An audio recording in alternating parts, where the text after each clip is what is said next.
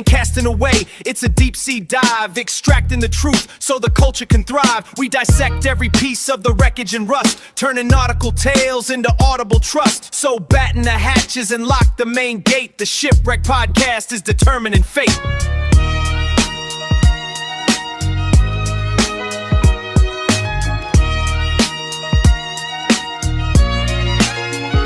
Yo, we weather the storm and the squalls on the shore, dropping ill anecdotes that you ain't heard before. This ain't casting away, it's a deep sea dive, extracting the truth so the culture can thrive. We dissect every piece of the wreckage and rust, turning nautical tales into audible trust. So batten the hatches and lock the main gate. The Shipwreck Podcast is determining fate.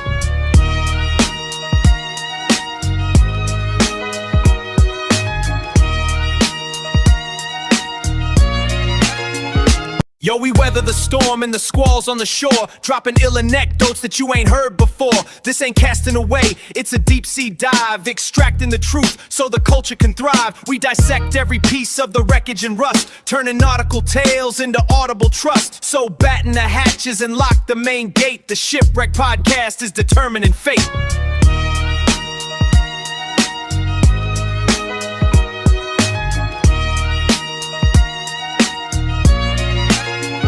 Yo, we weather the storm and the squalls on the shore, dropping ill anecdotes that you ain't heard before. This ain't casting away, it's a deep sea dive, extracting the truth so the culture can thrive. We dissect every piece of the wreckage and rust, turning nautical tales into audible trust. So batten the hatches and lock the main gate. The Shipwreck Podcast is determining fate.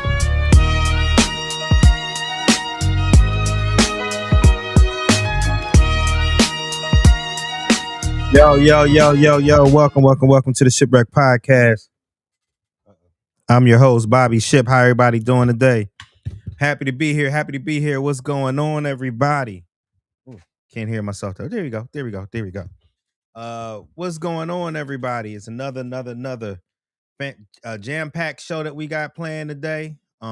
This is a celebration pod. We're gonna do as we normally do. We're gonna get into the what's popping, but before we get there, again, this is a celebration pod.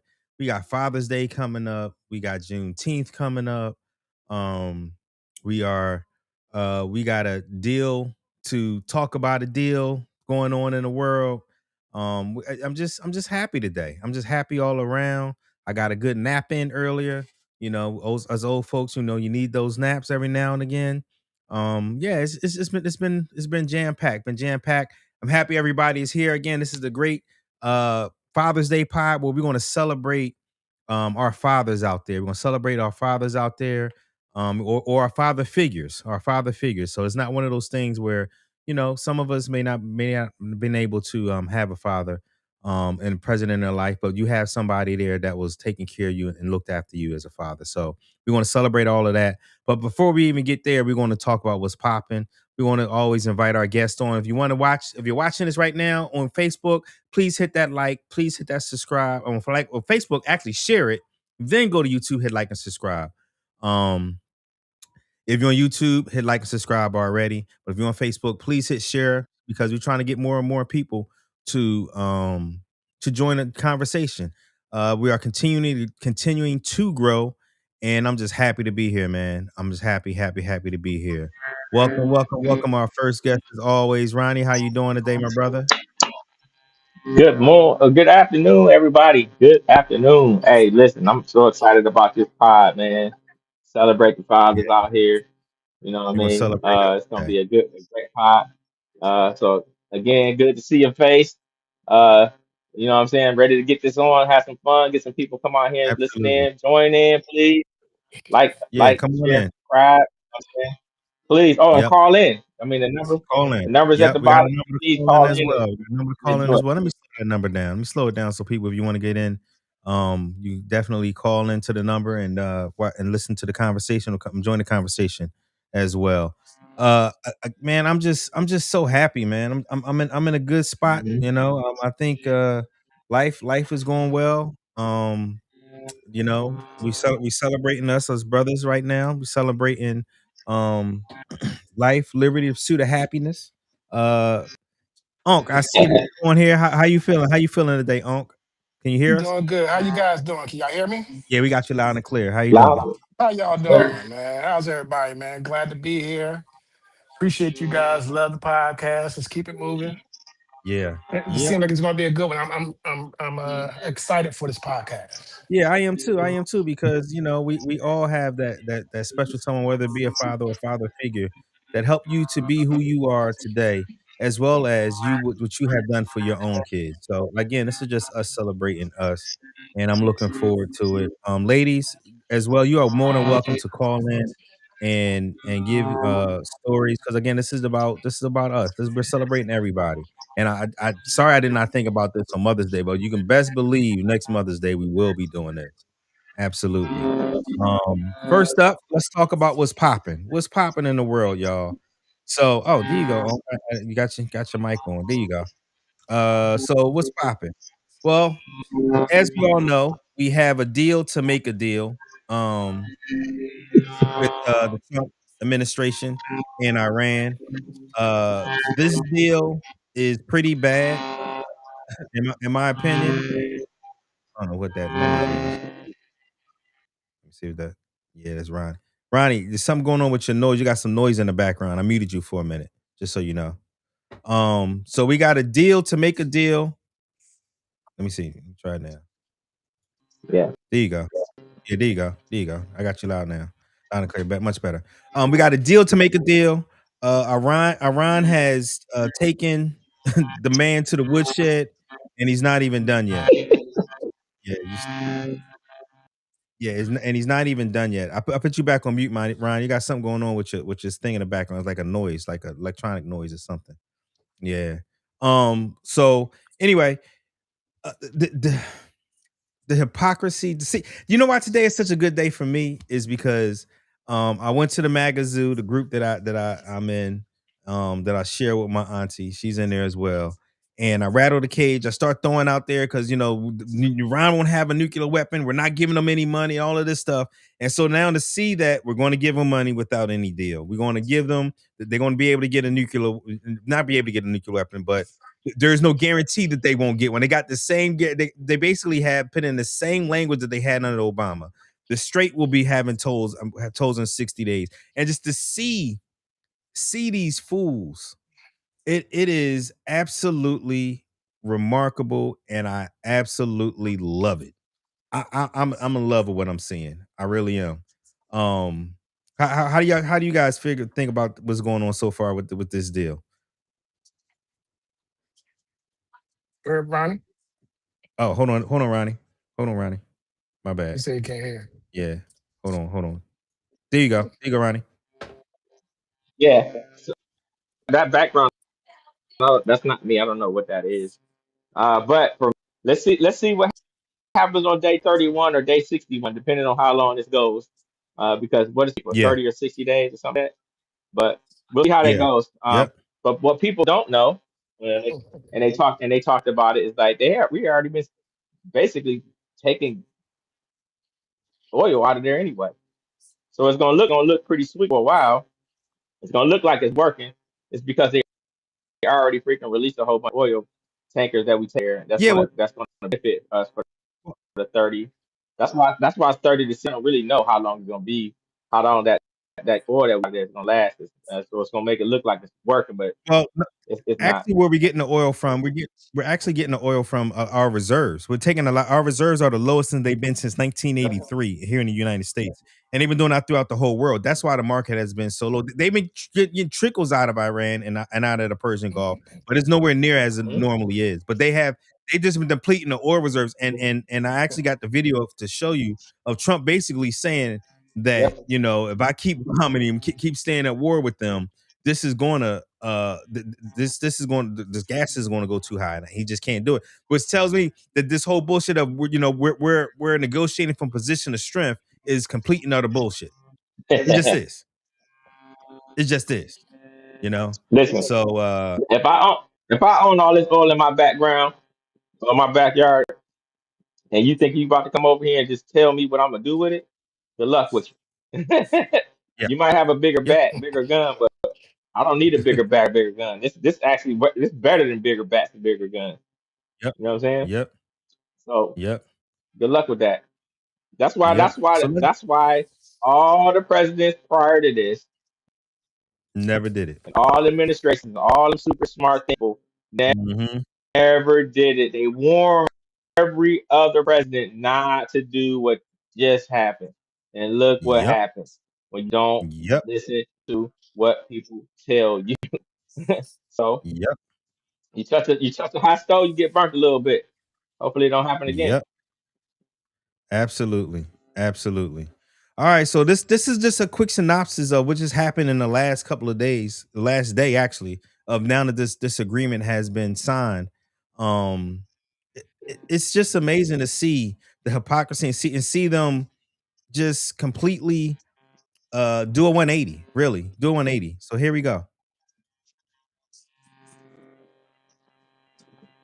See how it all goes. I think it's going to go well, but we'll see. So I will see you guys at Versailles. Can I follow up quickly on something Yeah. you said at the press conference? You said you don't mind Iran having ballistic missiles. Can you elaborate on that? I want to make sure we understand your position on that. No, I'm saying that if other countries have them, it's a little bit unfair for them not to have some. So let me stop A right here. ballistic missile is So now they're allowed to have ballistic missiles. When this whole started, they can't have, we got rid of the army, got rid of the navy, got rid of the air force. Now they can have, they can't have any missiles. They can't give any more proxy wars. They can't do any of this stuff. They can't have no nuclear weapons, can't have no nuclear dust, all of this stuff. Now he's going back on everything. Now I don't see why it would be fair for them not to be able to have missiles. That was a huge thing for him. No more missiles. No more missiles. And now what is he 100%. saying? not the same thing as what we're talking about when we talk nuclear. But if Saudi Arabia and Qatar and they all have some, I would say in relative proportion, I think it's okay. That's what I mean. Now Idiot. the money. They're not, Now, talk- Idiot. they're remember, not now talking about like remember, us. now before let me change this up just a little bit. Now, I don't know if you guys remember or not, but remember Obama was treasonous because he gave Hmm. them $1.7 billion of their own money back. He gave it Mm-hmm. back to them. And in that deal, there was inspections anytime they wanted. They can only enrich the 3.9%, no more than that. Now they're at 60% that's in the rubble, which he just said yesterday that we don't need to go get it. Before we need to have it. We needed to have the nuclear dust. We can't leave without the nuclear dust. Now we don't even need it no more. I didn't even put that in this video. But so, we were stupid for giving them their money. They don't deserve any money. They're gonna use it for terrorism and all this stuff. Now, listen to this. This is today. What the difference is between giving Iran US dollars and unfreezing US dollars for Well, the unfreezing, it's an easy one to answer. We have taken a lot of their money, and we have their money. We have taken their money. It's not our money, it's their money, and we froze it. At a certain point in time, I guess we're going to have to give it back. If we didn't give it back, nobody would ever invest in the dollar again. If you took their money, because I thought about it, I'm not the most perfect person. I You're a said to dumbass. Scott, Yeah. why do we keep their money? What the hell are we giving it back to them? But people from lots of nations, some nations we don't agree with, they have their money. The dollar's become very strong under me. No, it hasn't. And Yeah. they don't want to have a little conflict with somebody and end up having the United States just take their money. So if you do that, you really don't have a system. So again, we were treasonous Obama was treasonous for giving them their money back. They shouldn't have never have done it and all of this shit. Now we got to give them their money back. We got to give them their money back. It's absolutely ridiculous. Now the gas. This is why, like I said, this whole we were negotiating from strength because we bombed the hell out of them and all this stuff, complete and utter bullshit. And he tells you why right here. He tells you why right here. To get bad press, I know that.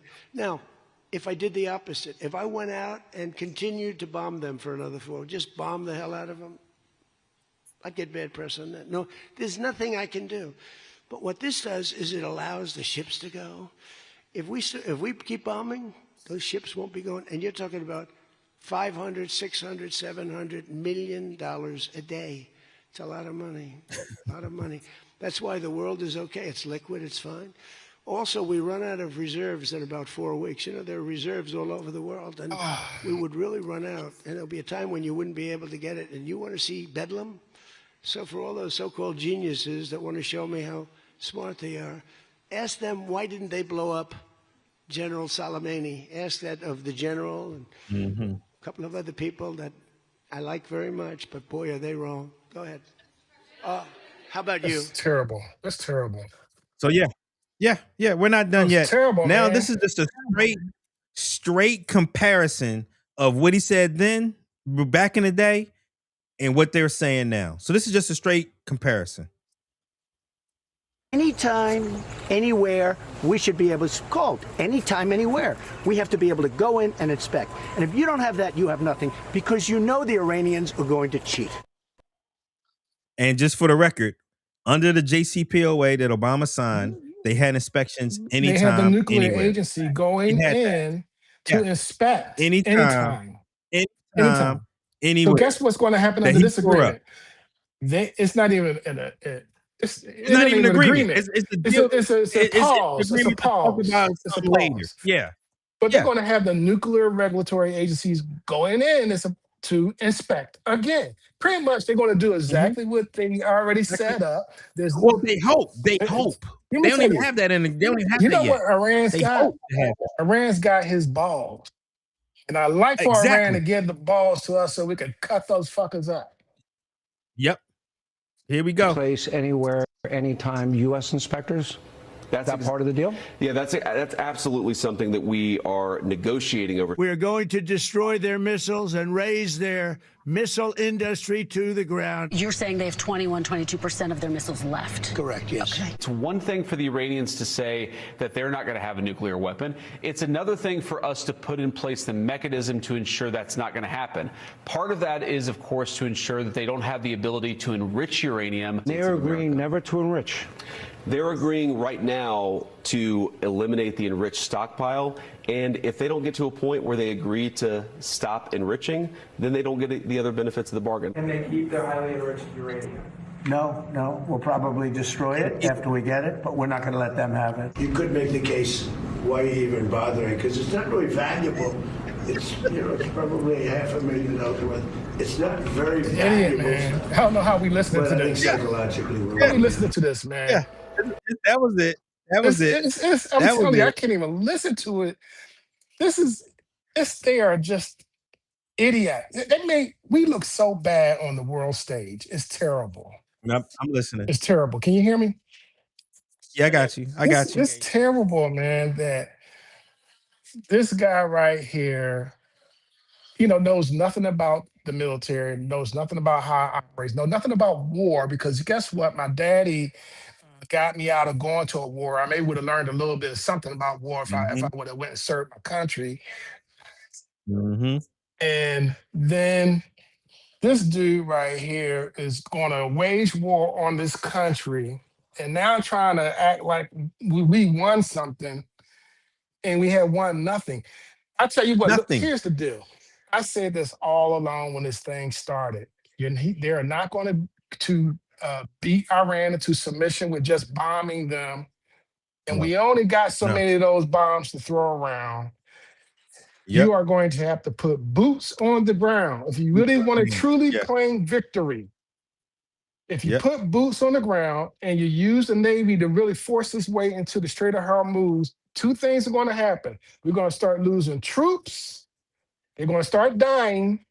And we're going to start losing some ships, because they will sink. We got ships there will be a lot of ships sunk in the Strait of Hormuz. Matter of fact, so many ships that people will be able to walk on the Strait of Hormuz just on top of the ships alone to get across to the next country. Wow. Yep. So, And can y'all hear me? Yeah, go ahead. Go ahead. Yeah, we got you. Go ahead. Go ahead, Ronnie. So, so they wouldn't be able to sink our ships. I'm gonna back that out. One, we don't have you can bomb anybody from a distance, but you have to put boots on the ground. But it's different in Iran. It's different than Iraq. It's different than everywhere else we've ever been at. Those citizens, their life thing is, hey, if I gotta die, I'll die. They are serious about that, right? There's 92 million people in that country, in that small area of country. We would lose what we lost in World War I, World War II, Vietnam, the Korean War, all together if we was to go and put boots on the ground in Iran. Right? So that they knew that was not going to be a factor. Iran knew that. Right? The entire planet knows that. I mean, every administration prior to this one, knows that. They know that. You know what I'm saying? It's not an ignorance thing. I think what they did was they, everybody's trying to do this the other way. I'm gonna try this just to see what it's about. And then what was told to us a long time ago is, hey, they said, hey, there you go. He's gonna abolish a lot of those Obama administration policies, take them out, put them back in, and say that he did it. That's exactly what's about to happen, right? Yeah, because that's the best he can hope for. That's really the best he can hope for. Yeah, that's a lot of those things that they had already in place were working way better than anything, right? So now instead of us giving us $8 billion of their own money, it's gonna be like what, 300 billion or some craziness, over 300 billion. Over 300 billion. Money, right? So and then you got to rebuild them. Yep. So of course they're not going to agree to none of that stuff until they say, no, you know what, you blew up all the stuff, you got to pay us to rebuild it, just like what Japan did. We went over there and through and that's what they're doing. Yeah, 100%. That's what the 300 billion is doing. Like you got to do that. It's insane. Or we gonna just keep the spigot off. Yep. I got to show you that some of the Trumpers are actually upset at this. So this MOU appears to be, just from the text, a disaster that does not achieve any of the actual signal goals that were set by the administration at the beginning. There were effectively 5 goals that were set by the administration at the beginning. One was ending the nuclear program, not just nuclear weapons, no nuclear enrichment, zero enrichment. That is not in the deal. Ballistic missiles ended. That is not in the deal. And the president today suggested that ballistic missiles should actually continue to be held by the Iranians because the Saudis, our allies, also hold ballistic missiles. Then you have the support of terrorism. That is not part of the deal. Anything that looks like an attempt to end terrorism. A permanent opening of the Strait of Hormuz toll-free. Not only is that not in the deal appears to have a provision allowing Iran and Oman to attempt to toll the strait after 60 days. And then finally, the idea that Iran would receive some sort of sanctions relief after all of those things happen. We are already seeing from day one relief in their ability to ship oil out of Iran. In my opinion, the Vice President of the United States, the chief negotiator on this particular project, has not well served the president. So I can't hear you. Oh, I can't hear you. You notice how they don't want to blame Trump, the master negotiator? You don't want to blame Trump. They're going to put it on Vance because Vance was over there negotiating. Hold on. My thing the master is this. Negotiator. What has Trump been saying for over 10 years since he's been in national politics? I'm the master negotiator. I can get deals. That's what I do all day. I get deals. So this huge situation that we got going on, the world economy is at stake, and you're going to delegate deal making to somebody else? Look, you have good. He's delegating the blame to somebody. He ain't delegating the deal making. He's delegating the blame. Always delegate the blame. And here's the deal. If this thing falls through, goes bad, if he could, he'll fire Vance too. But he can't. Yeah. He can't fire him. He can't. He'll fire Vance like he fired everybody else that he done blamed for his own mistakes. Right? Absolutely. Look, Goliath took on David. Guess who won? David won. David won. David's sitting back going, we told you not to mess with us. And, hey, Ryan, no disrespect to the Navy, but I'm going to tell you, we would have lost a ship or two. We ain't going to lose our whole fleet. Nah, but they could have took out 1 or 2 of them damn ships. I know you. I think they could have, Ronnie. Yeah, I think realistically, they could have damaged. Yeah, they could have knocked them out. For instance, the Apache last week was taken down by a drone. It was taken down by a $20,000 $40 million Apache. Dude. So I'm not sitting here saying that there's no way. I mean, because they have thousands and thousands of drones. Thousands and thousands. It ain't just thousands. They got tens of thousands of drones. Yeah, that's what I'm saying, tens of thousands. So they could have. I mean, it's a flush by numbers. I'm not going to sit here and say that the Navy wouldn't have been able to defend off a lot of it or anything like that, but it definitely the numbers have been overwhelming. Exactly. It's too much risk Overwhelming. to try to play that game, and that's why they didn't Look, play that you game. see what's That happening is with why. Ukraine now, right? Ukraine is attacking Moscow now. They with drones. It's a They different. sending in drones into Moscow across a Russian airspace and attacking deep into Moscow. Mm-hmm. Yeah, they hit stationary targets they know that are there. So well, I don't know if you guys know about that, but they already tried to sink a couple of our ships I'm over sure there. they have. Yeah. They had. Not quite they they shot have. hundreds. Yeah. They shot hundreds of drones at them, and every single one of those drones were shot down, or they got blown out of the sky somehow or another. There's things out there technology wise that people don't even really know about that the Navy has. Shit, I don't even know. I've been out for a couple years, but stuff that I know is no. Now, I'm not saying that they couldn't, like you said, they couldn't hit a ship with a drone, but a drone is not going to do anything to a ship. Nothing. That's true. That's true. But It's going to get blown. It's going to get freaking put out because if you go back to let's go back to say World War II, right?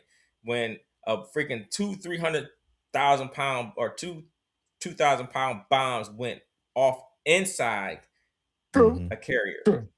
On top of a carrier, and it still kept rocking. That carrier kept rocking. kept in the battle, but it killed a lot of now. And I'm not saying they killed a lot of people, right?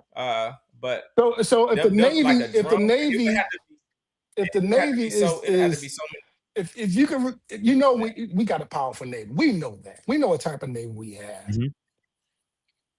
Why didn't you go up in there with total force into the strait with your Navy? Because it wasn't worth the risk. No. That's why. Hold up. We got Mr. Ronnie over here that's saying that he ain't gonna do too much damage. Well, why are you worried about not too much damage? Go up in there with the force that we know we have, the aircraft carriers, the fleet, all the ships that we got with that group. You could send 2 groups and just let's see what happens. I got a question for you. You think the U.S. Navy stopped going through the straits? No. They're going through the straits. Listen, they didn't slow down a bit. Yeah. They went through that mud.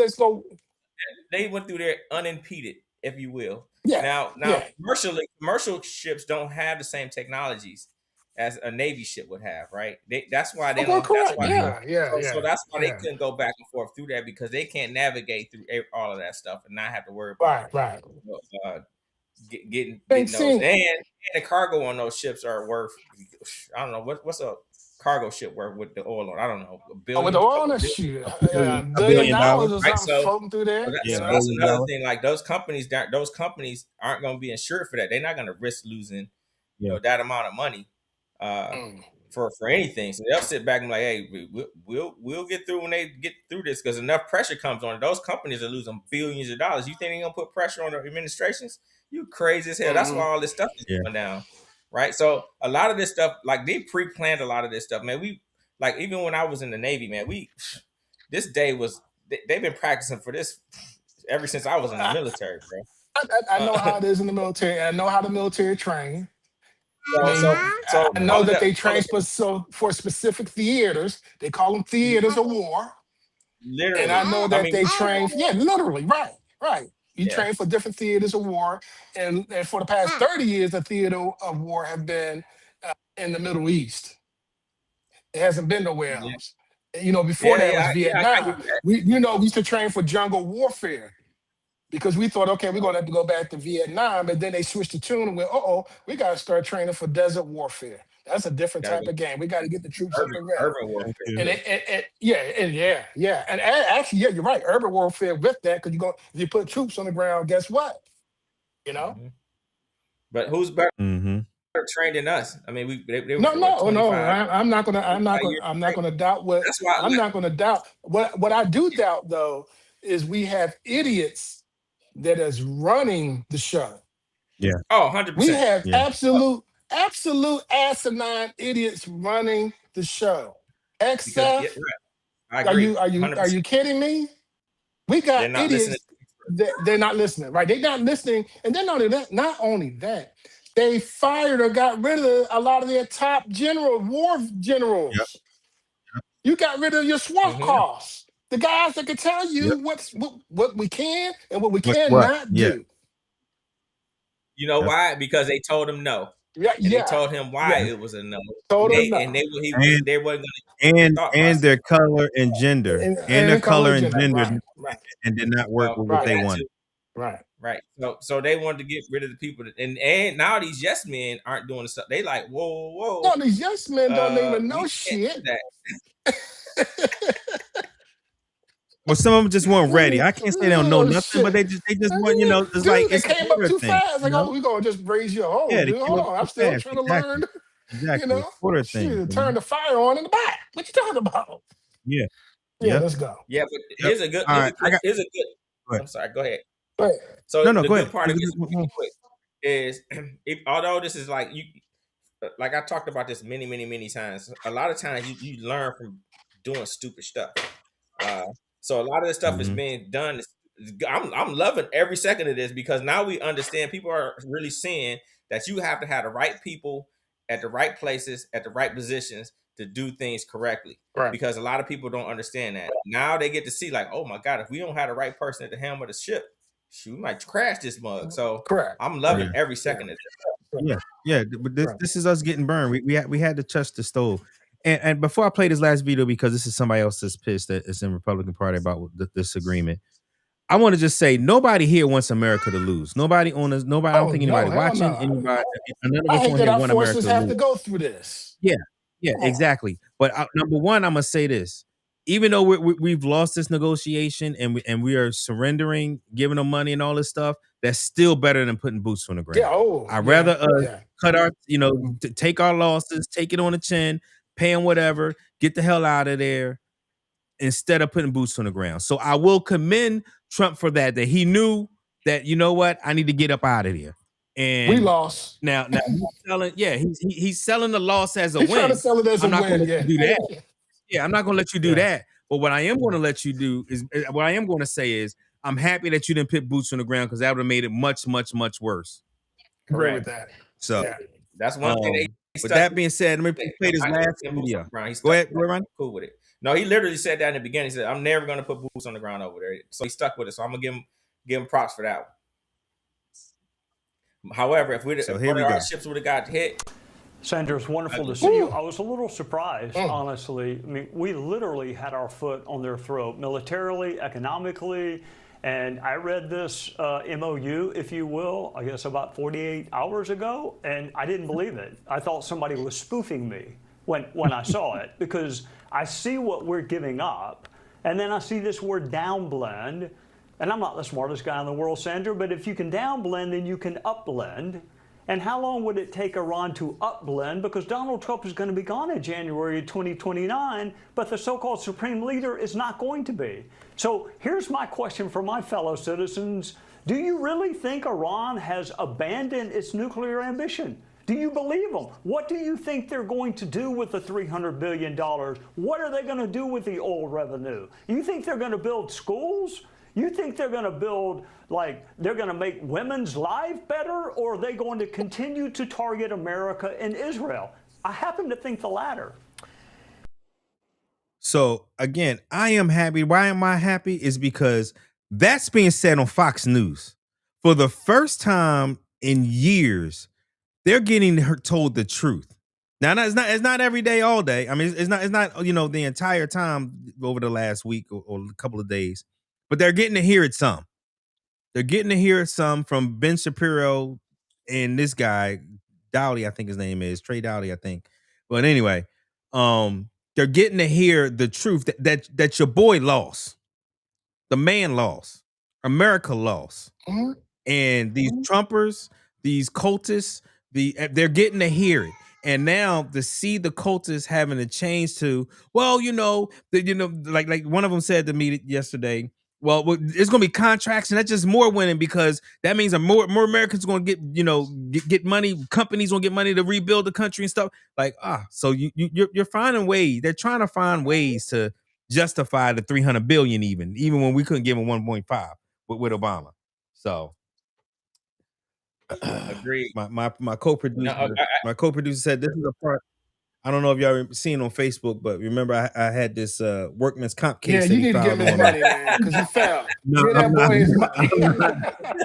So, You need to give part him. of our Give settlement that is boy I his got to put him money. on camera whenever he Give that wants. boy his money. That's part of the settlement. I got to put him on Hey, camera whenever he wants because I'm not paying him. I'm not paying him. This is our settlement. Is he gets to be on camera? hey, smart I'm move, not man. paying him. Give Sink his money. Yeah. So here's I got a question. And Go ahead. what did the U.S. lose? We lost reputation. We lost money, billions and billions of dollars. We lost the free flowing of traffic in the Strait of Hormuz and possibly the Red Sea as well with the Suez Canal. Nah, we lost a lot. You're not gonna lose to Suez. But here's why I say that, right? There was their money. So we didn't lose that because it was really never ours, right? We just giving back what they're supposed to already have, really. So and this is my thinking. Did we lose some people over there for this bullshit? Absolutely. We lost some freaking a lot of.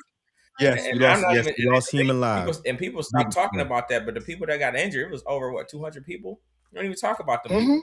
400, Right? 400, 500. Yeah. Right. Nobody's even Yeah. talking about that and the mental cost that's going to cost. And then you got to talk about these people are finally starting to come back off of these 11-month deployments because a lot of the ships are starting to return back home, which is great. So that's one of the things that we should be talking more about because I think we're starting to win. In my opinion, we're winning. We're getting our sailors back. We're getting our ships back in safer waters. The money isn't ours, so we didn't lose that. Reputation wise, we lost as soon as we elected this last whatever, right? So that wasn't just something that just happened. It's been that for a minute, right? So the bigger part of that is I'll come back to you with that. Go ahead. yes. The bigger part of that is how do we get back what we should have? Does that make sense? How do we get back into that What, portion of it, right? prestige? But see, Right. this is How do we get I gotta stop you one second. I agree with you about the reputation on us voting this man in for a second time, but that's not the part that I'm talking about. I'm talking about we no longer can say our Navy, our armed forces can do anything and bully anybody and be able to achieve anything. This is proof of it. This is now. This is not a shot, and I understand. I mean, I know you're 30 years in the game. You can't. It's Ronnie like cringing. talk for it, and I get it. I understand that. I understand your point, but understand where I'm coming from. This isn't a shot towards our troops at all.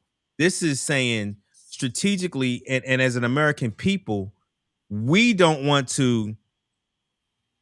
Is it worth us to just to save face and say that we can do it, putting boots on the ground, thousands of our soldiers, sailors, airmen, and Marines have to die for us to forcibly open up this strait? Yeah, we probably could forcibly do it if we take over the country Iran, which we probably could do. But the casualties, the amount of people we got to lose to do that is not worth that. I'd rather pay them off. What we're doing here. Let me just say this. Go ahead, finish, Mama. Go ahead. You know who's looking at our country and sitting back and just laughing and going, they're not as big and as bad as we thought. You want to know who's looking at our country like that? I hope you're not about to say China. I think I know you're going to say. Yep, China. Yep, that's what I was going to say. China's China sitting back going, we got that Taiwan thing over there that they kept on saying they won't come and help. They're going to send their Navy over. Oh, yeah, they're going to help out. This is not the same. You know what China is saying, right? You know what China is saying? They got a bunch of idiots running the country right now. This may be the opportunity. That's time. Yeah. It's nothing about how powerful we are. China can match us. All right, don't underestimate China. They can match us. I've been there. They can match us, man. Yeah. I'm telling you though, what they're really saying is there's a bunch of idiots that are in control that don't know anything, and that's what they're looking at.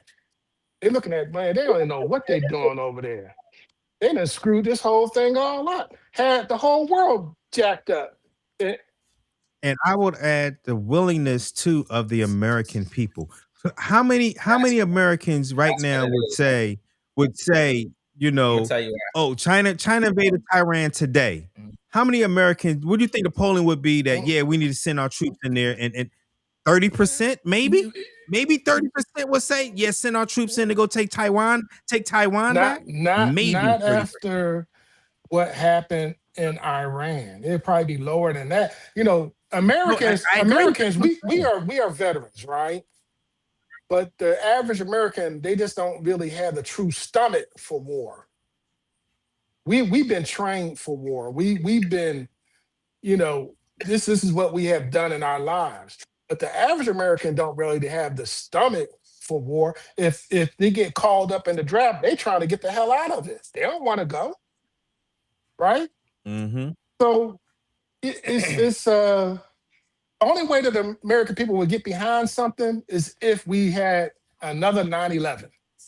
You attacked Yeah, us, I agree. then You attacked us, then we're for we war. are on board Everybody's now. gonna say. We pulling Yeah, everything out of I'd everywhere. agree.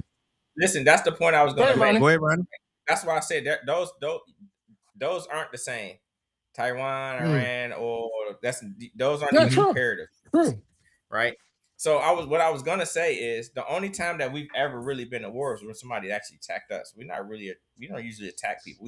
I mean, technically, right?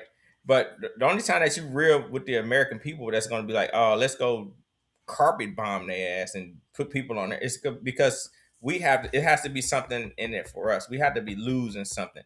We didn't start that shit over there in the Gulf. We Correct. didn't start. Correct. We're supporting somebody, right? The China Taiwan thing cannot happen because where Taiwan sits at. You think that the Straits of Hormuz got money flowing through there? Look at the amount of Oh money yeah, that's through coming out of that. the Taiwanese Strait. You think Yeah, that the straight. you think the world's gonna even allow somebody to control that? You know how much, like, there's trillions of dollars going through that. It's way more money going through there, right? So that in itself is not gonna happen. Would the American people like, yeah, because we don't really, you know what I mean, you don't really know too much about it. But once they find out, like, for real, what it's all about, and all that Sheen stuff that they was trying to get cost like $100 now, it'll be a problem. The gas is gas, but I'm being funny right now. But my point is that, one, I know Holly said we're vulnerable from who, right? So there is not one military on this planet that's messing with the United States. One, Again, nobody's disputing you here. Nobody's disputing you here. Hold on. That means that if nobody can mess with you, you can't be vulnerable, right? So what I'm saying is we the only ones that's got the reps in right now, right? I mean, you got Russia and Ukraine they repping a little bit, but we got reps in. We didn't put the weight up, right? You might look good in the gym. You might can lift a little bit of weights, but you ain't never lift up this amount of weight in front of folk, right? So what people say is that the numbers are, can they compete? Yeah, they compete. Absolutely. They're number wise. I mean, it's 1 billion freaking people over there. We still at what, 340 million, right? So those kind of things that people don't think about. These two countries are so connected. Oh yeah.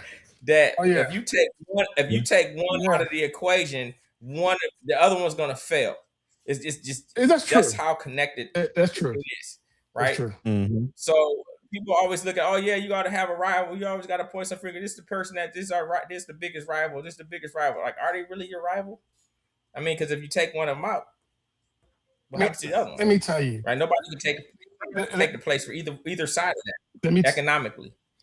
When I've been to China, the one thing go ahead. Stuff. So for me, why I say that we winning is that we're starting to get our troops, our military people back home to their families safe, right? Whatever that took monetarily wise, which wasn't even our money, is well worth it, because over time, the amount of money that we would have lost and the amount of people that we would have potentially lost and the amount of time that it would have taken to take over, it would have took decades to finally it would never happen. Probably it would take so much time for you to take over a country like that, that by the time it's over with, $300 billion would look like you going to buy a pack of annihilators. Yeah, we spent over $1 trillion in Iraq and Iran. So Afghanistan. right. So if I'm giving you 300 billion of your own money, and I ain't got to spend this, I don't know, 3-4 trillion, I'm cool with that. You know what I'm saying? Yeah. So but people don't look at it that way.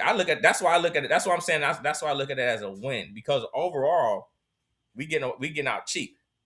It's still not a win because we chose to do this, and and that 300 billion. I've done a video on this a while ago. Actually, the 100 billion that he's talking about, we could have did free college tuition for a couple of years for kids. We could have did education benefits for preschool from 6 weeks to 5 years old for years. We could have did all kinds of stuff with that money. We could have paid for free healthcare for Americans for years. There's no way in the world was it a win. Was it better? Was it the best, worst solution possible? Yes, I agree with that. But it was still a terrible, terrible, terrible decision to go in there, and it's costing us billions and billions and billions of dollars. That's why we talked about earlier. I said we didn't start that. We didn't start this whole thing. We just was over there with our people and trying to help them out.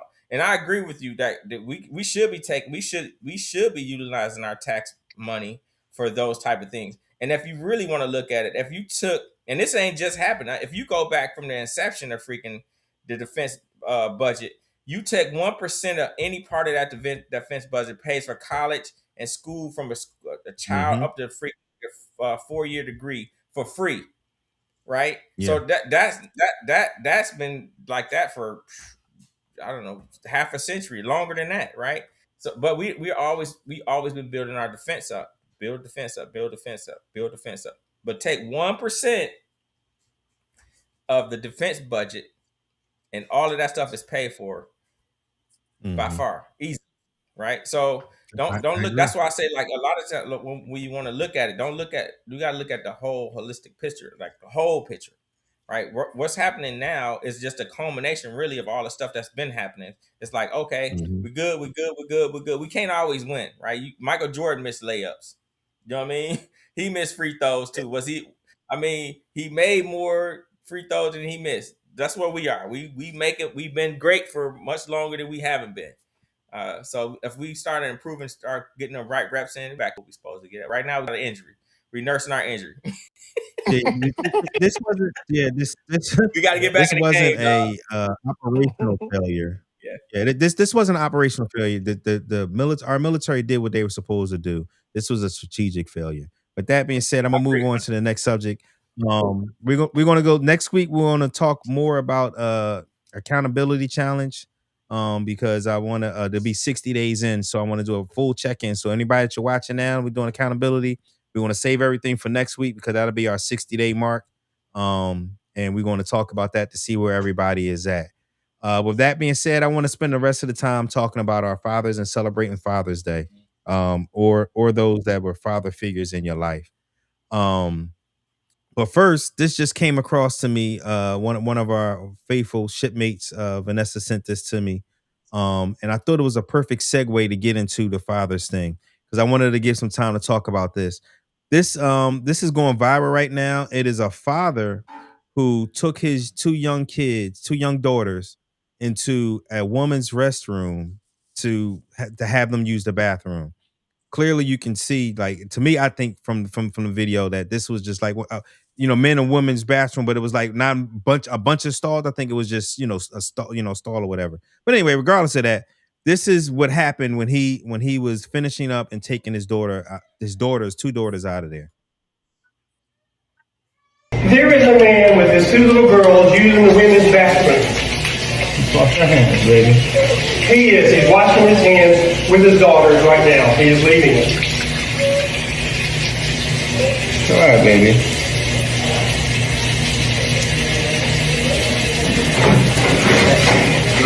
She is waiting to use the restroom with her mother, who is very ill Wash your hands. and who is on oxygen. It's okay. Some men are just immature. And he's refusing. He's taking his sweet time. I have 2 girls washing their hands. You let this lady, this woman is she's a woman. She can bring your daughters in here. She's a manager at the QT. I'm their You can dad. ask her. I understand. And you don't have any business. We got her in the women's bathroom. They're girls. They go to the women's bathroom. As soon as he leaves the women's bathroom, I will. I'm standing in the doorway. He's taking his own sweet time. Hey, sweetheart. This is ridiculous, man.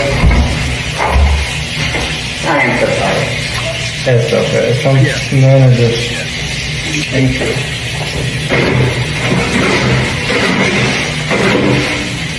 Here you go, baby.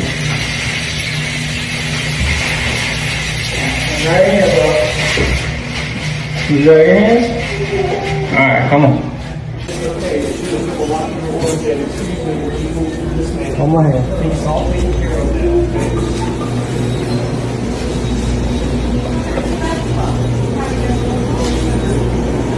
You got a hat on with shirts that you can say they got a cross on the front and the gray shirt. You can video me, okay? And you got a Don't put shirt your hands on me. Yeah, well, stop videoing me. Yeah, he just put his hands on me. I touched Operator. you. I brushed you on the shirt. That's still touching. Yeah, me. that's Don't ridiculous. Put your hands on me. That's ridiculous. I got it on video. He's a white man. He's about 5'10". Tell him to get here soon. I know. She's trying to get into the women's bathroom, and she can't. He's out now. He's standing This here guy making a big deal about me taking my little girls justifying what he's doing to the women's restroom. Because he wants me to take them to the men's restroom. I'm just standing here. Probably a weirdo that wants to see them in there. Are they coming down here? Do I need to stay down here? They're on the way, yes. Do I need to speak to them? No, you can come and talk to them right here. Because I'm on a road trip trying to get home. We're on a road trip too, and I couldn't get enough. I'm standing. So, before I open the floor up to you guys, I think this is an indicative video of exactly where we are as a country and how we got somebody as Donald Trump as our president, because it shows 2 things that we have a problem with in this country right now, and it's privilege and lack of empathy. That's the reason why this fucker felt the need to call the cops on a father taking his 2 little girls to the bathroom. Privilege. He's taking his sweet little time and lack of empathy. Oh my God. Listen, That man, is why we are where we are in America right now. Yeah. Because we're a selfish, ridiculous country. I'm opening the floor up to you. Go ahead, I'm gonna let you go first. You gotta stop saying we are selfish. Because we are. No, We're still are. a part of They us. ain't part of us. No, We're hell a no. part of our I ain't gonna take none of that shit. It may not be who we are as people, No. who you are as Nope. a person. Nope. You're No. not taking. You're No. not accepting it. No. Those them crazy ass white folks. That's white folks, man. Not all of them. I'm not Not saying all all of of them, but them. it's enough of them that's out there acting like a goddamn fool, thinking that they own the world now. They don't have no empathy. But it's not all of us that's like that. But a lot of their asses, that's them, for sure. No empathy. They don't care about folks. And then it's his own race of people. It wasn't. I was expecting to see, black man or something doing something like that, But he's charging at the white boy who got his kids. He could have handled it better, a lot better. But you're right. But the one thing you do say that you're right about is the empathy part. He's just one of those guys that don't have no empathy. He's also one of those guys that need to show you that he's in charge. I'm in charge. Yeah. I'm in charge. He don't know how to be in charge. You know, a lot of folks get in these positions, they don't know how to be in charge. There's no education that goes behind putting somebody in a position of power. And they get the power and it goes to their head. But he was a normal citizen. He was just there with his wife Oh, that's a normal and his citizen. daughter. He wasn't a QT worker. Yes, he was Oh, not a so QT worker. The the manager was a QT lady worker who was said, saying, "I'm "I'm sorry sorry that about this that." Oh, happened." okay, Yeah, okay. Well, you know yes, what? You know a what? normal thing. Well. Guess what? Let me retract a little bit, but shout out to QT, the worker, going, "Hey, you know, I apologize for that." But that's Yeah, not what our company is about. yeah. So, you know, Yeah. they already put these folks like him on alert. Be on the lookout. Be on the lookout. Somebody doing something. You need to let somebody know. That's what's going on. He think he's doing his job. Know what? That a father is Yeah, taking his yeah, kids to go to yeah, the yeah, bathroom. yeah. He think he's doing something. He think he's doing something. Oh yeah, I'm doing something. Hold on, we got a special. We got Holly. Holly. Here you Hey, go. First off, hey. before we go any further, Long time no see.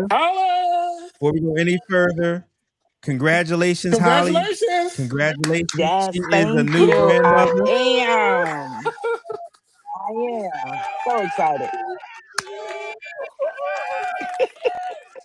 I've been on grandma duties every night Yes. too. But I'm loving every minute of it. Right? So Good. That's welcome good to to the see. Thank pod. you. This video made you wanna come on. What is your thoughts? I just had to jump on real quick. When you said that that was not the manager, it was a just citizen in there, just a regular old patron of QT. The manager should have told him, I got this. Yes. She kind of just let him take over her position. True. He had no authority in that QT, period. She should have kicked him out, one. And then I got a problem with the two ladies that had a problem with the two little girls going into the bathroom. That makes Yeah. no sense to me. And like you said, the lack of empathy is incredible. I can only imagine had that been you, Shipman, with your little granddaughter going into the Mhm. women's bathroom, it would have been a completely different daggone Oh, been Yeah. issue. different. I'd have Yeah. been kissed my ass. Yeah. Totally. So I had to hop on and say Yeah. that. You know what, Holly? I just thought about this. What the hell was he doing with the bathroom door open any damn way? Yeah, what are you doing in there, sir? Yeah, what Yeah. you doing? Yeah. Aren't you doing the same thing? What you doing? Yeah, He couldn't wait for the dude to come out. exactly. Yeah. Probably what happened is maybe his wife or daughter or whatever went in there to go use it and they seen him at the sink with his daughters and came back and rushed to tell him. Maybe. That's probably maybe what happened. I don't know. But it's still, irregardless of that, it's still No, bullshit. Like, what are we no, doing? know, What are we Yeah. people don't doing? talk. People don't talk to people anymore. They don't communicate no more. No, They don't no, communicate because the no. communication, even if the wife or whoever wanted to go in there and would have seen him in there with the two kids, I mean, common sense was kind of like, okay, he must be taking care the two kids. Hey, Take- can you Right. leave so I can use the bathroom? I'll make sure they okay. You know, let's Yeah. Nah, do the hell brotherly no, no. thing that you talk about shit. You talk about the brotherly thing. Well, let's do the Mhm. brotherly thing. You know, I just need to go to the bathroom. Is he he let me in? Can you leave? And How long you gonna and be? Something. I I think this is an inherently American problem too. I have been all over the world Mhm. and I have shared bathrooms with the other sex. Facts. It's not a Yeah. problem. Right. It's Facts. just not. Yeah. You go Yeah. all over Europe, there are Unisex unisex bathrooms. bathrooms Yes. That's a fact. all over the Yeah. Yeah. world. Yeah. Yeah. What are we talking about Yeah. here? This is a man taking care of his kids. This is a father taking care of his Yeah. daughters. Listen, I don't understand that That's either, This, man. ridiculous. I know if this is about to anything, be Father Day. He should how be proud can to I be you don't here, be get man. it. mad at him for taking? How can you be Father mad year. at him for doing this? But then at the same point be talking about men's and women's bathroom Uh, transvestites and all this stuff going and like and then here it is, this father saying instead of taking the girls in the men's bathroom, I'll take them into the women's bathroom and let them go. and that way I don't have to worry about them to protect them. That you say that we supposed to be protecting all these girls from all of these, phantom, she, transvestites or whatever. Well, what are we doing, man? It's You know But if what? you're, I again can back kind of to see if your narrative is correct, Chip, if his wife was in there and came out and then said, "Hey, there's a man in the ladies' bathroom," and he came, yeah. So on the father's part, I think I would have it probably would have went over better if he had stood outside the bathroom or asked a woman to go in there and say, "Hey, can you make Mm, sure no Yeah. one's in there? I yeah. need to take my Mm, girls there to use the bathroom." It could have been Hmm. handled a little differently on both ends. You know what I I, mean? I, I I mean, Hmm. for agree with you. me, I would have been kind of skeptical because I will tell you one thing: there's never been an issue with mothers bringing their sons into the ladies' bathroom. I see it all day, every Yeah. day. So, but Yeah. when a man does it, it's a problem, and I can see that. I would be a little startled coming out of the stall and I see a man there, but I probably Hmm. wouldn't have said anything because I see his little girls there. The Hmm. Right. women's stalls have doors on them, so there's nothing going on as far as Yeah. Exactly. exposure or whatever the case may be. Exposure. But the Yeah. father could have absolutely asked a female patron or a manager or a store worker, "I need to take my girls in here. Can you make sure there's no women in here?" No, he And what was if already in and the what if there bathroom. aren't any women? And that's what it seemed Yeah, like. he I was mean, already in like from granted, we're all we're all trying to figure out what all was Yeah, said and sure. what all wondering. But it could have been it wasn't any women in there to begin with. So Yeah, now what? Yeah, exactly. No, but I'm yeah, just saying, going yeah. on in the narrative that How, you said, how, that's how, Yeah. possible. Holly's right though. On his end as a father, why didn't he go to the manager or someone at the store and say, "Hey, I gotta take my daughters to the bathroom and I want to take them to the women's bathroom. Can you stand outside, post up? I Yep. just want to let you know this is what I need to do because my little girls need to go. And I don't want to Yeah. take them into a men's Mm, bathroom. Because they Exactly. shouldn't be in the men's bathroom, Hmm. right? Right? mhm. Of So course. I guess on both ends, communication. There you go. There Yeah. was no Yeah. wait, stop. But Wait, what are y'all talking about? but The man nowhere on the chart is calling the cops. No, No, you're right. You're absolutely right. not. Yeah, yeah, Nowhere on the chart is No, calling the yeah, cops. Nowhere on the chart. yeah. Nowhere. no. wait, so what would it matter if the little girl's in there by themselves? The good lady still wouldn't have been in there. The guy was already in the bathroom with his daughters, right? So if even if somebody was to come in there, right, and say, "Hey, I use the bathroom," the girls would have been in there anyway. They wouldn't have been able to go in there anyway, right? So I'm like, what could he have done better? Exactly what he did. He took his young daughters in the bathroom where no one else was in there, did what they had to do. You don't even know what their is with those girls. Those girls might be traumatized. Who knows? I'm just speculating, right? Well, I can But guarantee you they traumatized now. I can 100%. guarantee you So that. Yeah, well, you see how the little so girl was holding on to her She was daddy. crying. Yeah, she was. 100%. Yes. Yeah. Yeah. Yeah. So Like they right. now So the guy. now she thinks it's a little girl. They done something wrong. We done something Exactly. So wrong. every Right. single time this happens, this situation comes up, Right. Mm-hmm. this is Right. Uh, So the that's that's how she's that's that's gonna what you should feel. be talking right. That's about. Not traumatizing. about Yeah. the Yeah. Exactly. you talk about the babies that are affected from this craziness, right? Which is retarded as shit in the first place. Yeah, I Right. can't And get if to the it lady, now. if It's the not older lady working. had to go to the bathroom so much, so hard or whatever it was, why didn't they just go to the men's bathroom like women do? I've seen women do many times, I've done right? it. So I've done it. so my Look. point, like I've seen a lot you of can do women if a come into the man's bathroom while I'm up in there, especially in them clubs, boy. Them 100%, Yep. bathrooms get off. a They like hundred flying percent, up in there like we need to go. Y'all need to move yeah. over. Oh, Right, so okay. so was it that big of a deal? Like, come on, stop it, right? So the whole Right, thing, right. like we only got Hello. the part that Yeah, we I'm saw here. the Idea. guy talking, and not what the whole thing was in the beginning. The guy was in there already with his daughter, and obviously something must have happened to where the guy on the phone was saying some shit. And I agree with Holly 1,000%. That's what I was gonna say. It's like, why ain't the manager was like, sir, you can get the fuck on. Excuse my language. You can get on. I got this. It's my store. Mhm. Right. And that Exactly. would have cleared out the whole hookup. And it could have been like, hey, matter of Yes. fact, the lady can go over here, go to the men's bathroom, and we sweet. Right. So what are we talking But about? I'm I'm having a looking at hard the time father with of the year to me. two women who are quite possibly mothers having a problem with Mhm. this. Mm-hmm. Mhm. Yeah. Yeah. And honestly, Gallo called in. Gallo, can you hear us? I can hear you. All right. Tell us how you feel about this as well. My flabbers were gasted. I I can understand. So what I think happened, based on what I've been reading, is that the ladies went to go into the bathroom and there was a man in there. Mhm. So they left and they went and got the management. Management came back and investigated, found the man with his kids and was like, "Oh, that's cool. We'll like leave that alone." So then um they um she was like getting ready to leave and the guy like stands in the doorway and like makes a like bigger point about it, decides to call the cops because the manager is not giving him the Mm. satisfaction of kicking them out. She's letting them finish. The manager wasn't upset about it at all. And then the guy pushed the issue. So I'm with Holly. Congratulations, by the way. That's so exciting.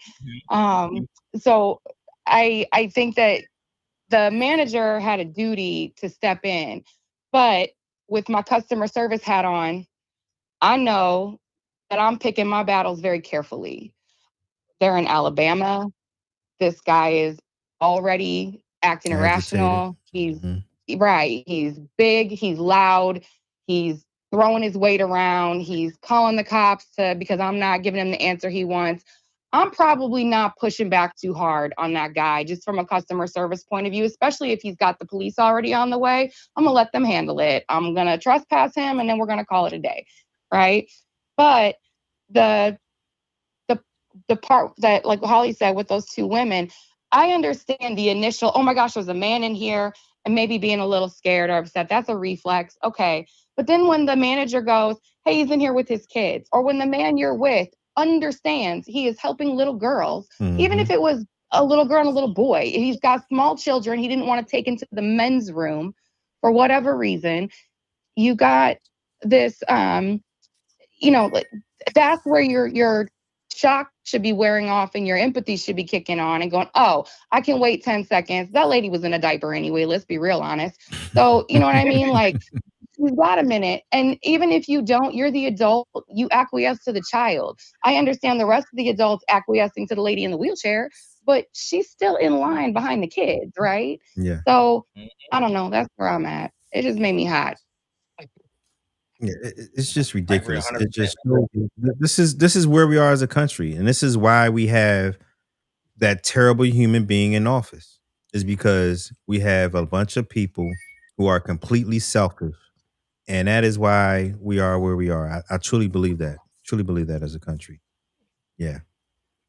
I think All right, before Holly, I don't know if you're going to stay on or not, but we are celebrating fathers. And do you have a father or father figure, anybody in your life that you would like to a story or anything to celebrate, or and including your son with his newly being a father? How is that seeing your son as a father? Yeah, it's incredible. I'm incredibly blessed to be able to see because especially with him waiting till he's 38 to have kids. So, a lot Yeah. of time I didn't think it would happen, but just watching him with her is so heartwarming. Like, he was upstairs the other day, came in from work, washed his hands, took his shirt off, and went straight and got her and sat in her room in a little rocker and was reading to her. So I got it on video. He didn't know Mhm. I got it on video, but it's things like Mhm. that that's really in the future and the things that he's already thinking about. And she's not even a week old is just so heartwarming. I'm just so incredibly blessed to be able to witness it and to also give him some guidance and some things that I made mistakes with, raising him Mhm. and giving him the opportunity to not make those same mistakes as I made. It's incredible. It is absolutely incredible. He's going to be an amazing dad. He really is. Good. Yeah. Outstanding, outstanding. I'm so happy Yeah, me for him. I too. don't know. Wait, I gotta correct you, Please, Holly. are you still? Wait, Are you hold up. I still? got something to say. Hold up. You ain't make no mistakes, mama. Because you got a 38-year-old. Hold on. What I'm about to say. Right, you got a 38-year-old son, black man that grew up in a country that was mostly a lot against him, and he's doing very well. So you did make mistakes. You made learning degrees to make it better for him to be who he is. So don't ever say that you made mistakes because you didn't. Everything was put you in place to where you are right now. So I'm super proud of you guys. I'm so happy for you. I can see it in your face. And don't kidnap your granddaughter. because I'm Oh, it's telling. done. And I appreciate that. I truly I'm telling. appreciate that, Ronnie, and your kind words. And maybe the mistakes is wrong, but lessons. The lessons Yes. that you learn through Yeah. life. Nelson Mandela says it best. I never lose. I either win or learn. So we're learning. With him, and he's gonna be great. But yeah, I'm excited, and she's already kidnapped. I already know. I see Yeah. The that. only thing is, I cannot. He don't want. I can't post nothing. My baby, I don't want my baby on social media. I'm like, really? So I That's don't his know. Yeah, baby. that'll change after Hey, time. listen, That'll that's his change. baby. Yeah, Listen, that'll change over that's his time. baby. So It listen, is. I obviously, gotta respect that. Yeah, you do. You yeah. do. And guys, and Yeah, listen, guys, mine were like that at first. listen, men with their daughters is a completely different animal. It's kind of like women with their sons. It's like a Hmm. whole different light pops in your head, man. I don't know what it is. Yeah. I don't know if it's just a chemistry type thing that happens with girls and guys and their pops, but it's different. So he's gonna be a different Okay. kind of dude. So which is great. Oh yeah. Oh Hmm. yeah. Oh yeah. Absolutely. But thank you. I appreciate that. Yeah. All right, y'all. We're gonna move on, continue to move on. Next, I want to, like I said, we're gonna celebrate us. But I wanted to start off before we go into our stories and just veg out real quick. I wanted to because I remember a few weeks ago, actually, when we started Accountability Challenge, we were talking, we got into the whole subject of fathers and black fathers and statistics and all that stuff. So I wanted to actually have a presentation on how involved black fathers are in the community and with their kids. So, oh man, sorry. I was checking to make sure my slides are working right. So, this one right here is the truth about black fathers. So, it's just a quick slides to show you what the statistics actually look like, and I can put these in the show notes if you guys want to see it, to support and talk about it later for other people. So, the myth versus the reality. Birth record misconception. So popular graphics often conflate births to unmarried mothers with absent fathers. This is entirely two different things. So there's a difference between being unmarried and being having an absent father. In 2026, the data shows that over 2.5 million black fathers live in the same household as their children, whether married or not. And the resident dad proportions is at a 34-year high. So we're higher now than we have been over the last 34 years when it comes to black fathers in the home. 75.9%, you're probably asking, what is that? And that is the proportion of children living with a resident father has reached its highest level since, this is just totally, not just black fathers, but just throughout the entire country. So this is broken down into fathers that may not be married or living with their baby mamas or whatever you want to call it. But this is just broken down into caretaking. So and as well as fathers in the household. So you have bathing, dressing, and diapering. 70% of black fathers do that. White fathers is 60, Hispanic is 45. Eating meals together is 78%, 74 to 64, and playing with the children is 82%, 71 to 68. Engagement as a norm. So direct care leadership. Black fathers living with their children leads in almost every matrix of daily physical care, from bathing to morning routines. The highly involved profile represents the minority experience. This data confirms that black fathers are the most involved dads in America when measured in daily interaction with hours, which again is amazing to see. Now, school. Fathers of children 5 to 18 shows high prioritization of education. Black fathers are significantly more likely to engage in daily academic support than other groups. They are 1.2 percent more, or 1.2% more likely to transport children to school, daycare, or report higher rates of assisting with homework daily. Homework daily again is black fathers at 41%, Hispanic 29, and whites is 28. Beyond the residence. So constant contact. So these are for fathers who don't live in a household. 52% of non-residential black fathers talk to their children on the phone or online several times a week, far exceeding other groups in a similar circumstances. Shared meals. Non-residential black fathers are among the more likely to eat with their children at 35%, and non-residential white fathers at 16%.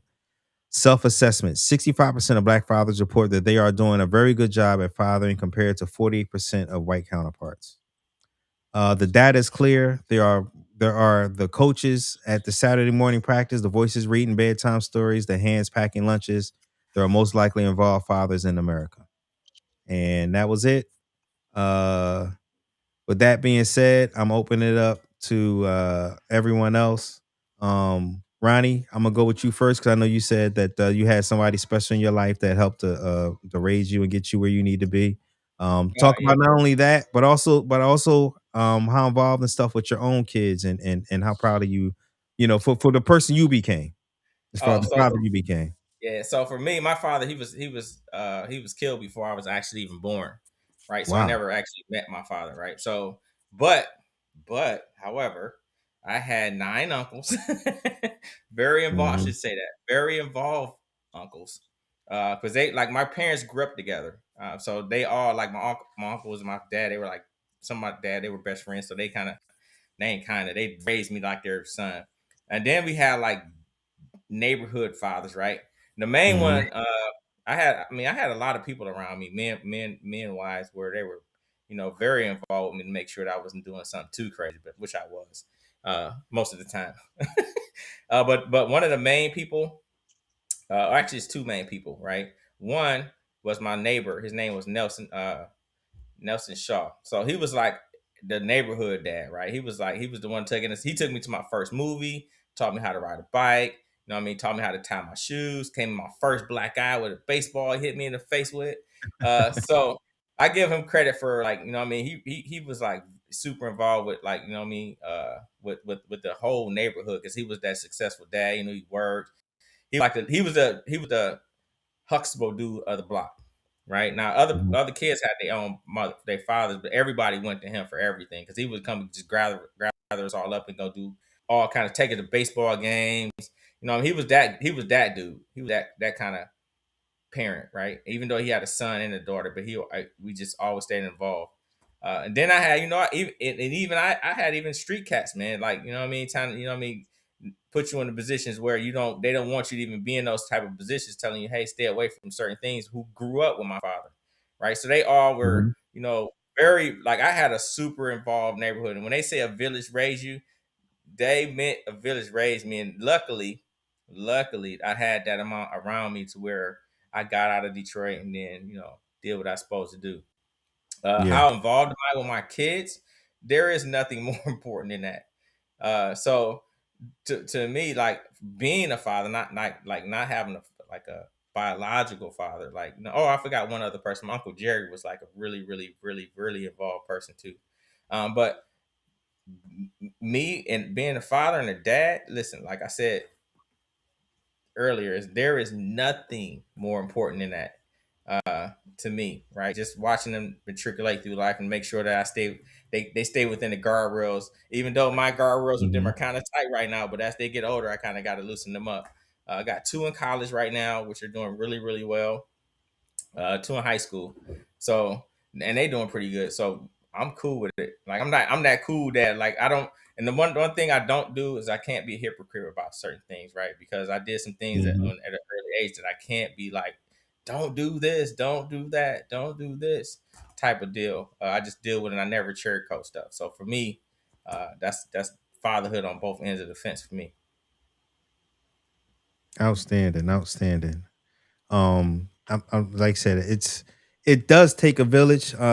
I can just speak for myself. I'll go while wait for Unc to come back. My father has been always involved in my life, my brother's life, and my sister's not as much, to be honest, to be completely honest. But um, he was there for us.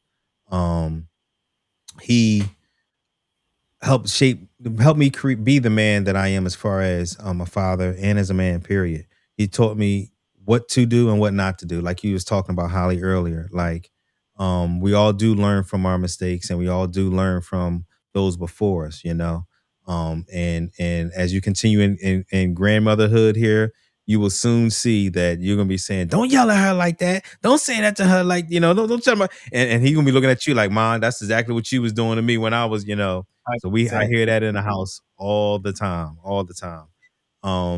But and I was just thinking about this when I was getting out the shower earlier today.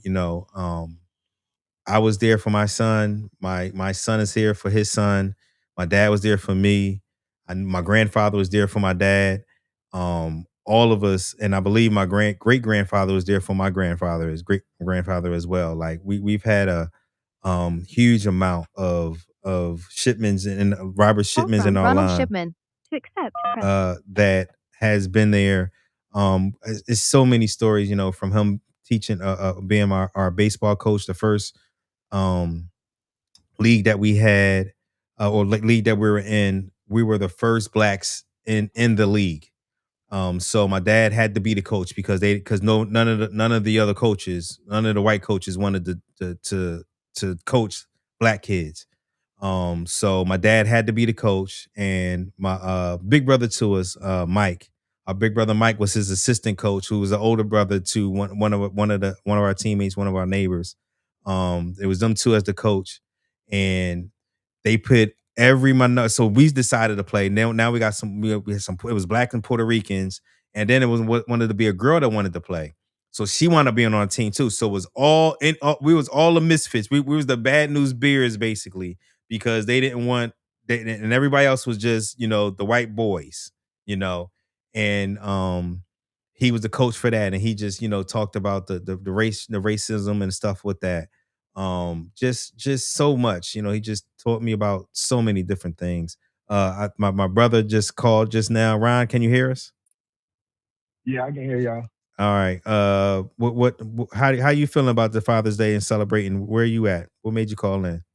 Well, first off, I want to say this is a great podcast. And again, if you're not liking and sharing, you have to.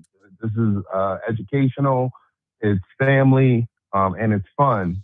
And happy Father's Day to those who are out there. But before I really get deep into it, you need to finish the story. What happened at the end of that season too. The baseball season.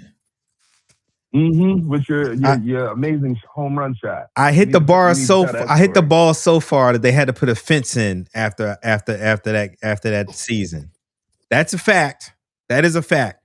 Needless to say, I was a chubby kid growing up. I was a pretty chubby kid, and I hit the ball, and the ball went real, real, real far to the point where they needed anybody know about baseball, know about relays and stuff like that. So they needed about 3 relays to get it back into the infield. So I mean, it was hit way out there.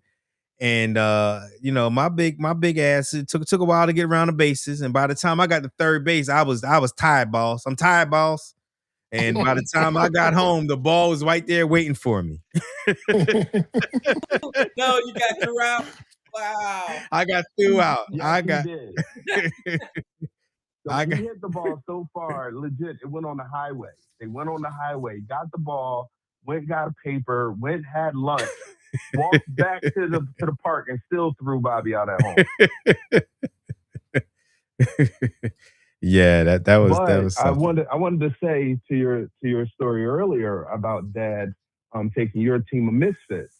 He did another team of misfits, my team in the same league, where I had a team of misfits that we didn't have a real team, and we put together guys from the Siegel Street together, and we played in the league. And this was around the time of Weekend at Bernie's was hot. And Bob had one of his moments where he was like, "I got an idea," and he says, "Everybody think we did, so we're gonna act like we laying on the field, and we're gonna act like Bernie and just stand up like we're dead zombies or something like that, and that's gonna get us hype, and we're gonna win." Well, it didn't get us hype, but we did win. So it was a good time, and it's a great story. But I agree, Bob, our dad, was in our lives all the time, good, bad, and different, and I learned. And I also didn't listen because I was a father at 15. So working through all of that as well. But overall, I'm blessed with having the father that I had and all of the craziness, and then even more blessed by having my Uncle Ant, look after us from San Antonio, move out to San Antonio, let us know that there is a world outside of Philadelphia. And that was life changing and really generational changing for us too, for us and our family. Yeah, absolutely. I think that was one of the main things that always stuck with me that my father said was most people live and die within a 5-mile area from where they was raised. Don't let that be you. Get on out of there, get out of there and experience the world and see other things. And I took that to heart. That's facts. I took that to heart. Yeah. Hmm. Yeah, absolutely. So Ronald, So I did miss. go ahead. go ahead, Ronald. Ronald S. I'm not going to be on long. I'm going to let y'all do y'all thing, but I wanted to call in. But go ahead real quick. I know y'all had some question or something you were going to say, Bobby. No, that was it. Go ahead, Ronnie. Oh, I did miss one thing about fatherhood is I was able, even though in my military endeavors, I was there for all three of the births of my children, which is the highlight, right? I forgot to say that part. That Okay. was dope. Outstanding. Unc, you're up. Yeah. How important is this Father's Day to you, and you have any stories, anything to share? Yeah. My background is like Ronnie's background. I was raised by a village, and you know this. I was raised by a village. My mother passed away when I was 6, but disappeared after that. I didn't see him no more after that. I seen him up until my mom passed away. After she passed away, I didn't see him anymore. So I was being raised by my sister, both my sisters, really, your mother, right? My aunts, because we got a family of a lot of strong women. So I was being raised by mother's sisters and her brothers, uncles and stuff. And then also Bobby's father. He used to come and get me a lot to take me out to go do things with me. He had me doing karate one time. I'll put you in karate. I'm like, what karate? I guess I better go ahead and start trying to learn this. But it was during the time when Bruce Lee was out. Oh yeah, I'm gonna go get my lung chucks and start, learning how to beat somebody upside the head with a stick. But your father, he did, have played a big role in helping to shape me because but not that he was there every single day because he wasn't, but he did come around and make sure to include me, and really before you was even born, include me in what they were doing all the time. It was whether we went out to the ball games, to the vet to go see a game, uh, go out to the circus to go see the circus. Um, he was really there. Just him and my sister, your mama. We really did a lot to, you know, make sure they were engaged with me when I was younger, which kind of shaped what I was doing. Actually, to tell you the truth, I'll tell you a story about your father. And when I first met your father, Ship Junior. First met him when I went to go visit my sister, and they were in college at Virginia U, Richmond, Virginia. Went to go visit him, and next thing you know, lo and behold, guess who was taking care of me? He was. All the girls and everybody went off somewhere, whatever, and he was taking care of me. Him and Doc. You remember Doc? I remember Doc. Yeah. And he's taking me all around the campus. I'm a little guy. He's taking me around campus with him and Doc, and they take me over to the science building, right? Because Doc can get into the science building. And I think I told you this story. When we went into the science building, Doc, it just took me to the laboratories, to the labs, lab space. And I guess it must have affected me, but I didn't know until I got older how that had an impression on me. Because, as you know, I worked in the laboratory field, research, right? Mhm.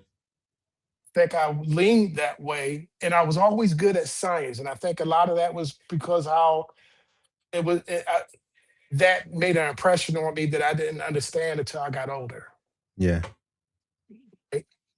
But like Ronnie, I was raised by the village. You know, my brothers that not all my brothers, but my brothers that were, you know, they that was around ball. He made sure he took care of me more so ball than anyone else. He made sure he was there for me. You know, Mm. he used to give me his car and let me, you know, hey, I didn't even have a driver's license, man. He would give me his car and say, you know, boy, huh, go take the car and go ahead and do what you got to do, you know. And he was real good to me. But it wasn't just, you know, my brothers and sisters, also, you know, the neighbors on the block, right? They helped to raise me and watched out for me and made sure that I was, you know, doing what I needed to do or supposed to do. Make sure that you know nothing, no harm was coming to Mhm. me. So you know, it's very impressionable. You know, it helped shape and round me out because I was pretty hard. You know, especially being a father when I first became a father. Mhm. And I guess I first became a real father with my stepkids, my son and daughter. And you know, I'm trying to integrate into this new realm with these kids, and they don't know me, I don't know them, and Mhm. you know, and you know, you try to be a father, but you really don't know what being a father is. To be very honest with you, you understand what Yeah. I'm saying? Absolutely. You're trying to be the father and do the fatherly things, but you Yeah. really don't understand what being a father is. And Mhm. you know, I guess the overall thing is, you know, you just make sure you're there for them when they need you, Mhm. or when they don't need you, you're there for them when they, you know, is something's going good, you're there. Something going bad, you're there, right? And then you try to guide them the best you can, right? Yeah. As father. And then, you know, with my boy, Malcolm, you know, when he came along, kind of still needed some help from the missus. Let me tell you, she took the lead and I just followed, you know, Mhm. because you know, women are fathers too, right? Mhm.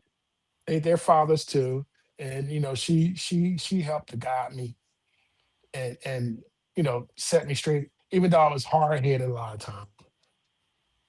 But you know I just did the best I could, and they came out great. You know Mhm. my boys are great. My both my boys are now married. You Mhm. know, and Malcolm get ready to set up his life. Him and his wife they just got married. Oldest boy he done got married. He got a couple, two kids that he's taking care of him and his wife, and you know they doing their thing. You know everybody's good, so I can't ask for anything more than be blessed that I was able to see that, and Mm-hmm. I feel very fulfilled with what I have done and where I'm at. So I'm good. I'm good. You know, Father's Day is just a day for me just to sit back, relax, and look around and go, okay, everybody's all good. Yep. And that's all you want. That's all you really want is for everything to be good with your kids. And right Absolutely. now, everything's good. So, Mhm. you Mhm. know, that's my story, Yeah. and Yeah. I I'm just wanna sticking to it. absolutely. I just want to add to that, fathering never stops, we Mm-hmm. have Yeah. from 30, well, actually 32 now. Yeah, 32 to 21, and it never stops. We constantly trying to give advice, as they get to that age where that, like in their 20s and, and 30s, you're not directing or demanding, you're just advising, and you just hope that they take your advice, and You hope know that they what? can learn. I just want to say this. It was great to say my oldest boy. He you know he's a father. My youngest is not, Mhm, but my daughter Rachel, he's a father too because she's a single mother. So you mhm, know she gets some love on Father's Day too. You mhm, know, because she raised a heck of a boy who's down in college and school and playing football and you know still trying to find himself, but he's doing this thing. He's no trouble at all. You know. mhm. Yeah. Yep. I just want to give a shout out to those that I know that are watching that haven't joined the pod, but I just want to give a shout out to the fathers that are out there that I know that take care of not only their kids but our bonus kids. I'm not I'm like I said, I have 5 kids in total, only two biological, but 5 in total, and they all mine. And all of my family and friends feel the exact same way. You know what I mean? You do not have to sire a child to for that child to be To yours. raise a child. You know? Yeah, Facts. And so that's absolutely true. shout out for that, because that's adds a different dynamic that can be challenging, but when you embrace it, the payoff is outstanding. Where's he at? So but I just wanted to give this time just for us to shout out each other and to shout out those who got us to where we are. I thought this was outstanding pod. If anybody you want to get on before we get off real quick and say a story, anything, you're more than welcome to. But it's been a great pod. Oh, here you go. Come here, say hi. Think sync. Saying hi. What up, though? Think sync. Yeah, this is Robert the Fifth, y'all. For who all don't know, he will continue the line, right? Hi. Yeah. So, anyway, I think that's about it. Let's start to clean our palate. Everybody, does anybody? Are we going to start with Holly? I don't know if she's still on or not, but yeah, you clapping for the palate cleaner? Yeah. Um, Congratulations again to Holly for becoming a new grandmother. Yeah, Congratulations to yeah, yeah, Steven and yeah. his significant other for becoming parents. Happy Father's Day, Ruben. Um, uh, Ronnie, do you have anything to clean your palate with this week? Yeah. So, uh, I like to shout out my little baby, my twin daughter. She's always been my Father's Day gift. Her birthday was Monday. Uh, Okay. so yeah. She looks. Oh my god. But she just turned 19, doing well. She's about to go into her second year of college, be a psychologist. A super humble girl. She's definitely her daddy's daughter because she's just like me. Super cool, learning things about life. And on the 19th, which is Juneteenth, don't forget about Juneteenth this We Friday, never forget about it.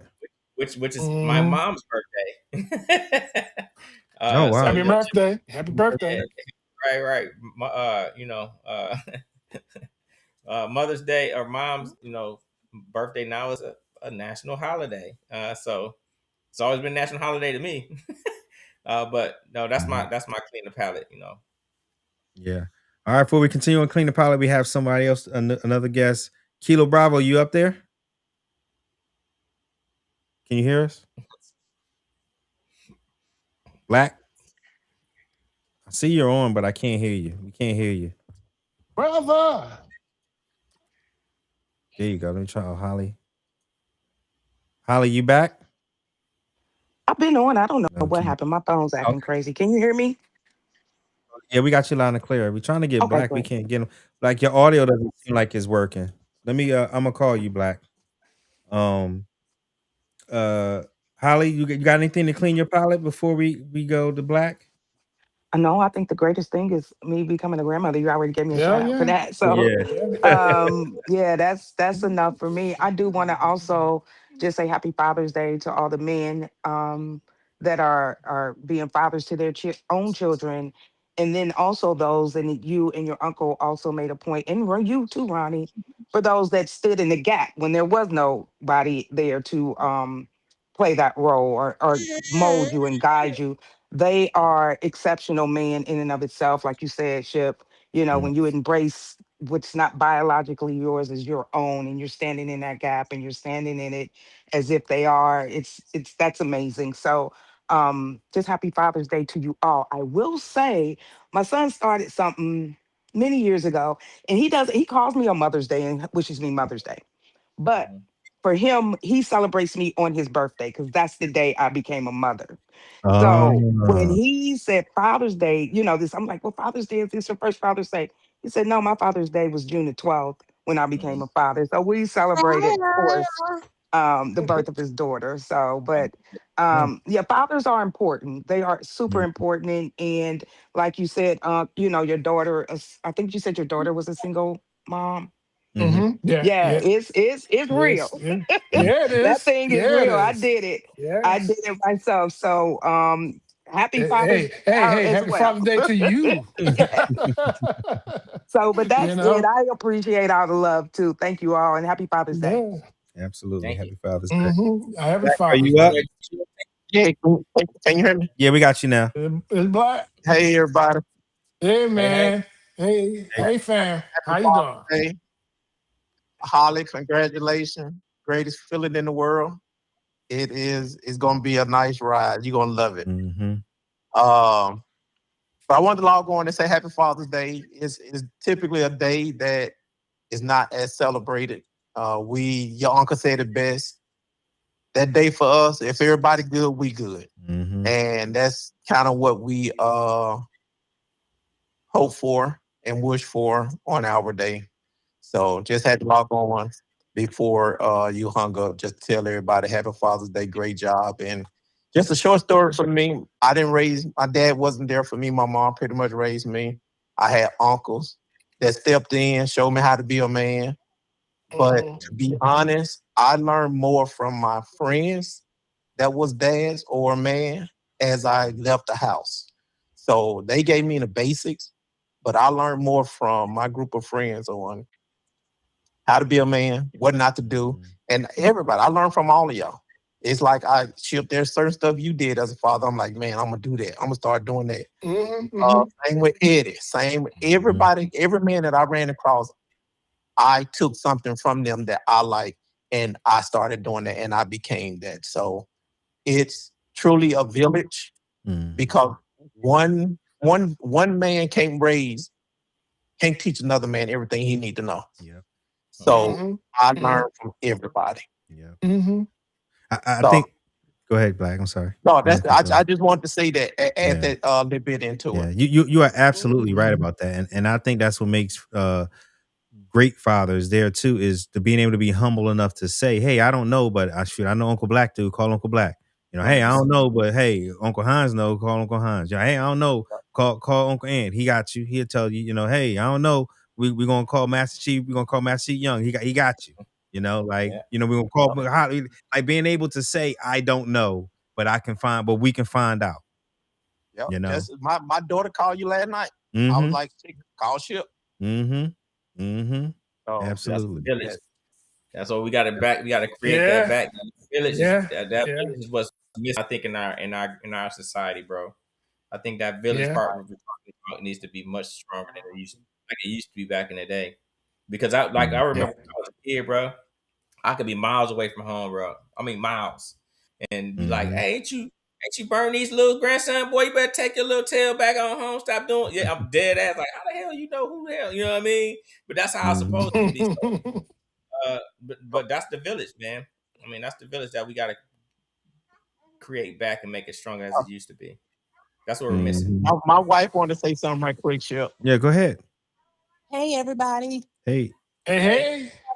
Hey, friend. Hey, I just kind of wanted to piggyback off of, congratulations, Holly. Thanks, love. I just wanted to kind of piggyback off of what Holly said. Happy Father's Day to all the fathers out there, especially the ones that stepped in and played the role of father to children that are not biologically theirs. I was a single parent before meeting my husband, and he has stepped in with our 3 girls and has been an amazing father. And he's doing a wonderful job, and you cannot tell these girls that this is not their dad. And vice versa. One of them even looked just like him. So I just want to get on here and shout him out. I'm super grateful. And it takes a hell of a man to step up and raise children that are not biologically. Yes. Um, just wanted to get on here and shout him out and everybody else that's doing an incredible job. Hi. Yeah, and you're so right, Mika. Like I said, it can be challenging just because you got the dynamics of the other parents and stuff like that, and just getting used to each other. But once the gel happens and everybody is on the same page, there's nothing like it. There's nothing like it in the Yes, world. It truly isn't. absolutely. It's a beautiful thing. It really is. It truly, truly, truly is. All right, with that, Unc, you got anything to clean your palate this week? Just a shout out to our kids that with Father's Day coming up, and to the job that they have done raising their kids. That includes my daughter, and my son. I have two with kids that's being very family, and they excellent job with their kids. Excellent. Mhm.